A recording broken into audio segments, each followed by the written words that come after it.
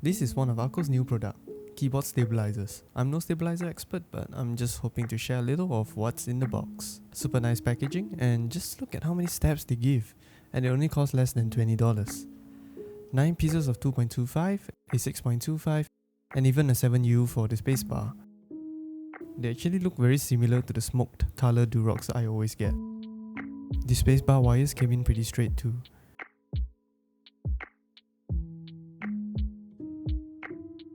I looped and tried them on my buddy's Keychron Q1, and this is how they sound.